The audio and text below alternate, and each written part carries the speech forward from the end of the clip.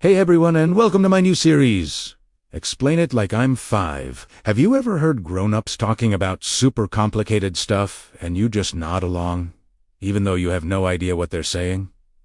Yeah, me too. So, in this series, we're going to take those big, confusing ideas and shrink them down until they're super easy to understand. And for our very first episode, we're tackling a big one: blockchain. Now, you might have heard the word blockchain and thought it sounds like something you build with Legos. And honestly, that's not a bad way to think about it. Imagine you and your friends are building a giant Lego tower together. This tower is super special because it's a tower of promises. Let's say your friend Alex has a super cool, shiny red Lego brick. You really want it. So you say, "Hey, Alex, I'll trade you my awesome blue Lego brick for your shiny red one." Alex agrees. To make sure nobody forgets this trade, you and all your other friends playing with you take out a special notebook. This isn't just any notebook. It's a magic notebook that everyone has a copy of. In your notebook, you write down, "My blue brick for Alex's red brick." Alex writes the exact same thing in his notebook, and so does your friend Sarah, and your friend Ben, and everyone else who's playing. Now, everyone has a record of the trade. This little record we just wrote down. That's like a transaction. A little while later, Sarah wants to trade her green brick for Ben's yellow one.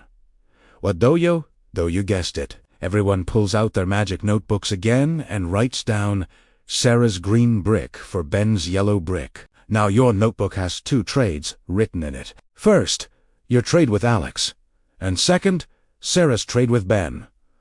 We keep doing this. Every time someone makes a trade or a promise, everyone writes it down in their own notebook. After a few trades, say 10 of them, we decide to close this page of the notebook. We all agree that everything written on this page is correct and true. We put a special stamp on it, kind of like sealing it in a box. This sealed box of trades is our first block. Now, what happens next? We don't just start a new, separate box. We take this new box of trades and connect it to the first box with a super strong, unbreakable, magical chain. So now you have your first block chained to your second block. And what do you call a bunch of blocks connected by a chain? A blockchain. It's literally a chain of blocks. Let's keep going. More friends join, and more trades happen. We fill up another page in our notebooks with 10 more trades. Once it's full, we all agree on it, seal it up into a new block, and then chain it to the end of our growing chain. So now we have block 1 chained to block 2, which is now chained to block 3. The chain keeps getting longer and longer as more and more trades happen. Now, here's where the magic really happens. What if someone tries to be sneaky? Let's imagine a new friend, Timmy, comes along. Timmy is a bit mischievous. He looks at the very first block, the one where you traded your blue brick for Alex's red one. Timmy decides he wants your shiny red brick. So he tries to secretly erase that trade in his own notebook and write, "My plain gray brick for Alex's red brick." He's trying to change the past. But will it work? Nope, not a chance. Why? Because everyone else has a copy of the magic notebook. As soon as Timmy tries to change his page, everyone else would look at their notebooks and say, "Hey, wait a minute. My notebook says the red brick went to you, not Timmy.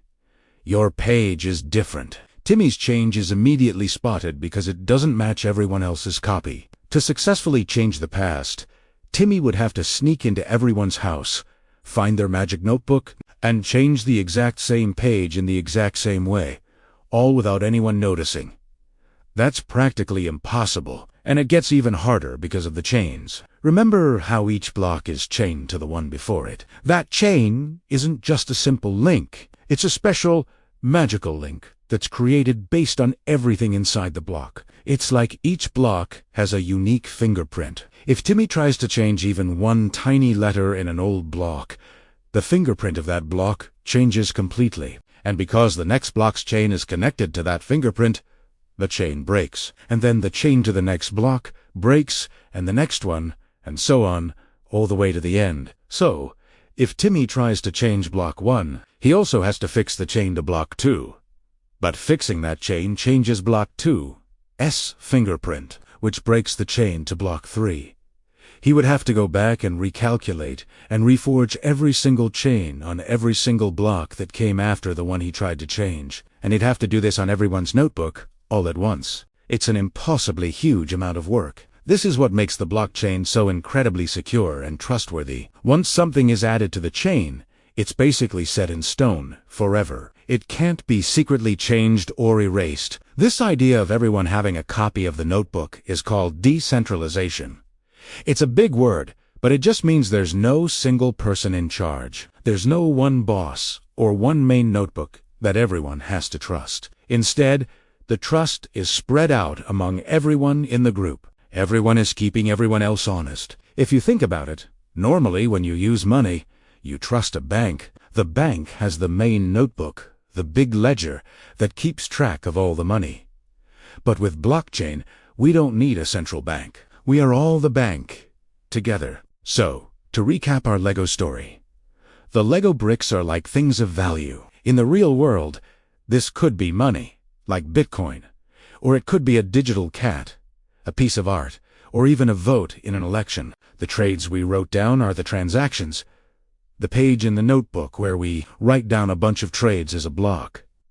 Connecting all these sealed pages or boxers together creates the blockchain. The fact that everyone has a copy of the notebook and checks each other's work is what makes it decentralized and super secure. So when people talk about Bitcoin, that's just one example of something that uses blockchain technology. Bitcoin is the Lego brick, and the blockchain is the magic notebook system that keeps track of who owns which Bitcoin. It allows people to send and receive digital money without needing a bank in the middle, because the blockchain network itself makes sure everything is fair and nobody cheats. But blockchain can be used for so much more than just money. Imagine using it to track where your food comes from. You could scan a code on your Apple and see its entire journey, from the farm to the truck to the store, all recorded on a blockchain. No one could fake the information because it's locked in the chain.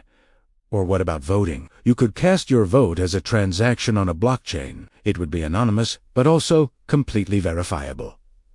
No one could change your vote or vote twice. The possibilities are endless. It's like we've just discovered a new way to build with trust. Instead of trusting one person or one company, we can trust a system that is run by everyone and checked by everyone. It's a way for us to all agree on a shared history, a shared truth, without needing a boss to tell us what that truth is. And that, in a nutshell, is blockchain. It's not so scary, right? It's just a shared, super secure, ever-growing diary or notebook that a whole group of people keeps together. A chain of blocks, each holding a piece of the story, all linked together to create a history that can't be changed. It's like a team-building exercise for the whole world. So the next time you hear someone mention blockchain, you can smile. You don't have to just nod along anymore. You can picture a group of friends building a giant, unbreakable tower of Lego promises, and you'll know exactly what they're talking about. I hope this helped make a super complex topic a little bit simpler. What other confusing things should we try to explain like year 5? Let me know in the comments below. I'm really excited to go on this learning journey with all of you. Thanks so much for watching the very first episode. If you enjoyed it and learned something new, do you want forget to hit that like button and subscribe so you do? You won't miss our next adventure into the world of big ideas. See you next time.